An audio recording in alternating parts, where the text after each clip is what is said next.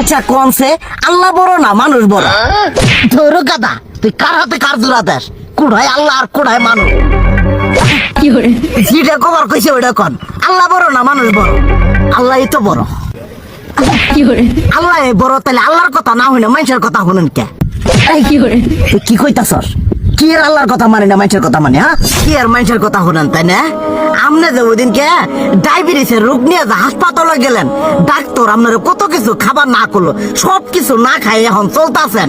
তাহলে আল্লাহ যে আপনারে কইছে যে হারাম খাবার না, সুদ খাবার না, কই আপনি তো কাম কাজ বাদ দিয়ে এলাকার মধ্যে টাকা পয়সা না গায়ে খালি ওইলে দিয়েই খান, নিজেরা টিয়াও হালাল ভাবে কামাই করেন না, ওই সুদ তো না কয়টা টিয়া করে লাভ আহে ওইলে দিয়ে দিয়ে চলে না, পেট বড় বানাইছেন। শুনেন একটা কথা কই, হারামের কোনোদিন আরাম নাই। হালাল পথে রুজি রোজগার করেন, প্রয়োজনে এড়া বেলা কম খায়েন, তাও শরীর পিণ্ডও ভালো থাকবো, কোনো রোগ বেদও হবো না, আরামও পাবেন, আল্লাহও খুশি থাকবো। তুই আমার এইভাবে বুঝাবি আগে কইলি না কে? আসলে এই বিষয়টা তো আমি কখনো মাথায় এইভাবে নিইনি যে আমাদের কখনো ডাক্তার নিষেধ করলে ঠিকই আমরা নিষেধ মানি, কিন্তু উপর আল্লাহ যে কত কিছু নিষেধ করে দিয়ে সেটা মানি না। আর এই যে হারাম পথে টিয়া পয়সা কামাই করতেছেন, শরীরের মধ্যে দুনিয়া রোগ বেত হয়েছে, দেখা যাইতেছে যা টিয়া হারাম পথে কামাই করতেছেন তার তো বেশি টিয়া মনে করেন জ্বলেই যাইতেছে গা বেশি।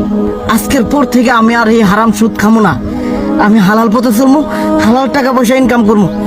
এতে করে যদি একবেলা কমও খাইতে হয় তবুও খামো, তবু আমি আর এই হারাম পথে চলবো না। আচ্ছা ঠিক আছে।